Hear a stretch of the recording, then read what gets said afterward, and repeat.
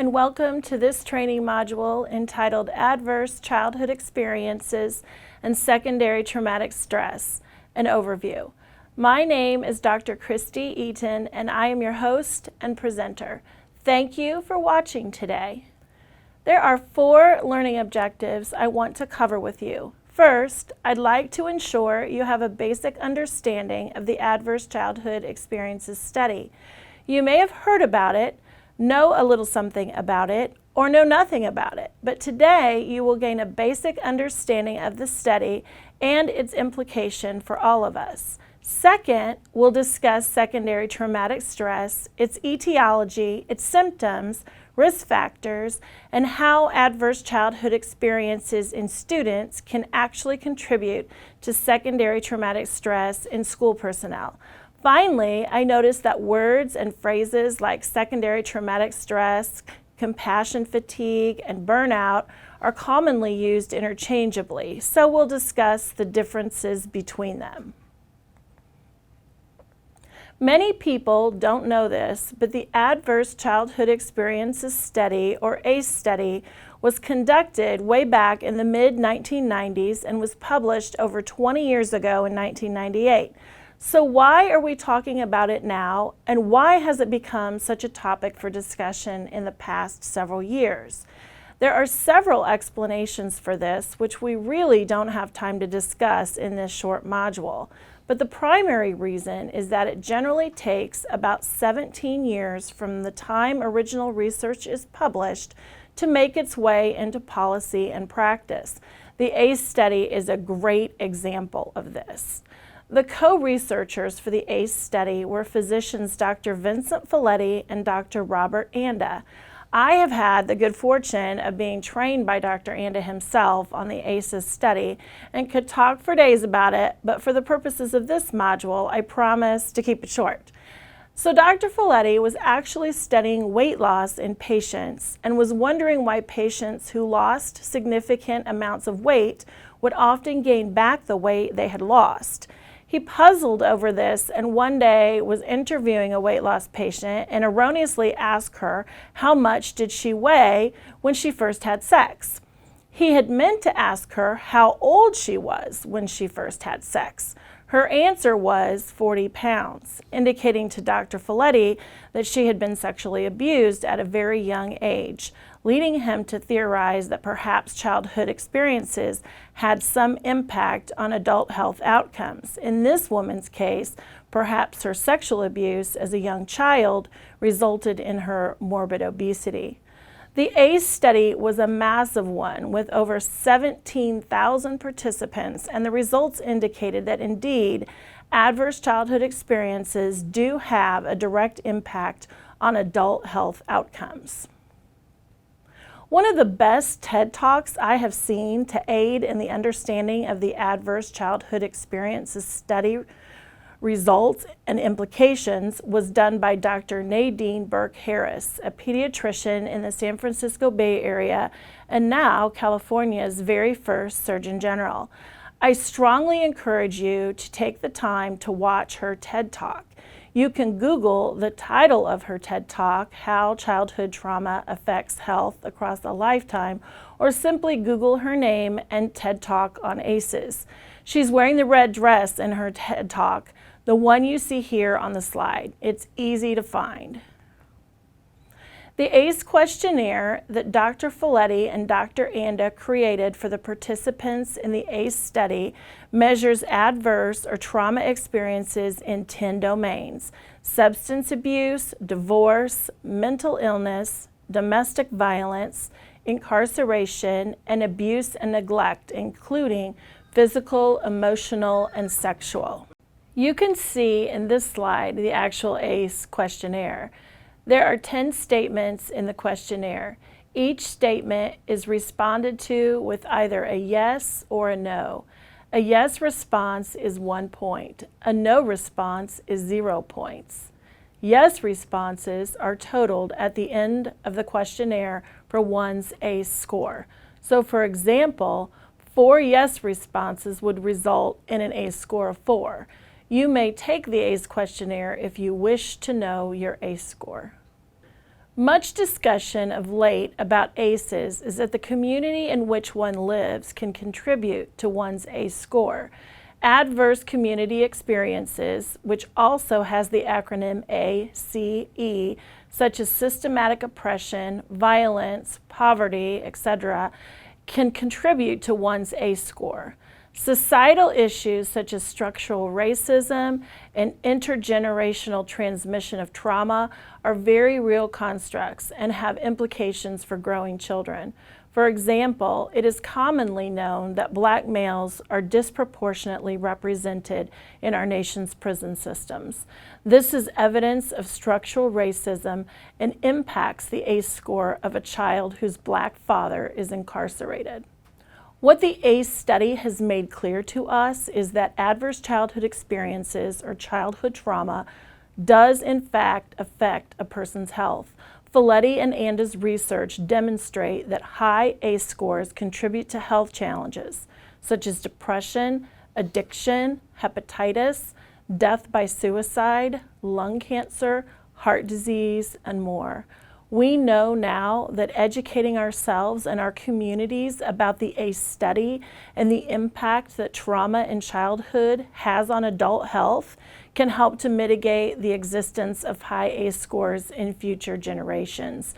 We have a shared responsibility to mitigate and end this public health problem, a problem which many professionals, including Dr. Burke-Harris, believe to be a public health crisis. So how do we make a connection between adverse childhood experiences or childhood trauma to secondary traumatic stress in school personnel? The definition of secondary traumatic stress is the emotional distress that results when an individual hears about the traumatic experiences of another individual. In education, emotional distress occurs when school staff hear or witness students' trauma stories. I can tell you that in my 15 years of working as an elementary school social worker for the largest urban school district in the state of Indiana, I would see trauma every day. When a student was brutally beaten by her stepfather, I saw her tears and the huge marks on her back where she had been beaten with a board. I saw the terror in the eyes of a sibling group who arrived at school hysterical as their mother dropped them off, telling them she was going home to kill herself. These are just a few of the hundreds of trauma stories I heard in my career. Children come to school with their trauma experiences and look to school and we as school personnel to be their safe haven. When relationships are built, they trust us and they tell us. They tell us their trauma stories. And for us, hearing those stories day after day and year after year can make their mark and take their toll on us. And we may experience secondary traumatic stress as a result. I've already defined secondary traumatic stress, and compassion fatigue is another term that can be used interchangeably with secondary traumatic stress. Burnout, however, is something different.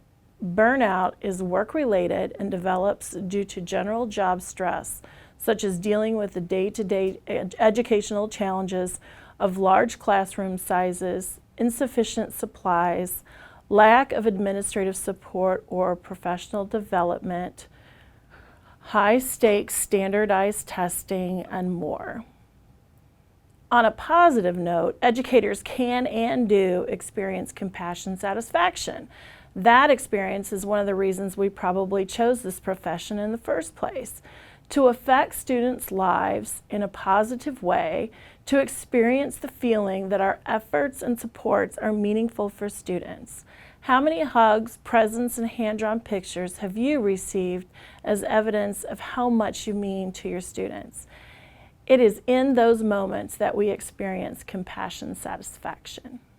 Just because you work in a school does not mean that you are going to experience secondary traumatic stress. However, there are some risk factors that you need to be aware of, such as your own prior exposure to trauma. When your own ACE score is high, the experiences your students share with you may trigger your own past adverse experiences and contribute to secondary trauma. Being young, female, and new to the field of education are other risk factors. Also, the more trauma stories are shared with you, the more at risk you are. One factor that really helps to avoid the experience of secondary trauma is having a principal, lead teacher, or other school administrator who provides school staff with the opportunity to talk over difficult situations with students and offer support and guidance. School staff can be of great support to one another in this way.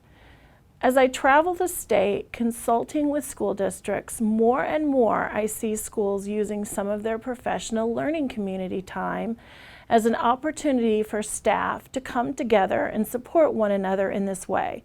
What a creative way to prevent the impact of secondary traumatic stress on staff. What if you think you might be experiencing secondary traumatic stress? In this slide, you'll see a list of common symptoms in 4 areas: cognitive, emotional, behavioral, and physical. Keep in mind that you do not have to experience all of these to be experiencing secondary traumatic stress. Although the intent of this module is to provide an overview of ACEs and secondary traumatic stress, I think it is important to mention some ways that you can find support if you are struggling with the stress of being an educator. It's rewarding, but it's also a tough job. And we can't support our students and be the best educators if we don't take care of ourselves first. So please be sure to view our other training modules on resilience and self-care. The self-care module in particular has some great activities for feeling well. Surrounding yourself with mentally healthy friends, family, and coworkers is another way to find support. Share with your trusted colleagues. They understand your stressors at work like no one else can.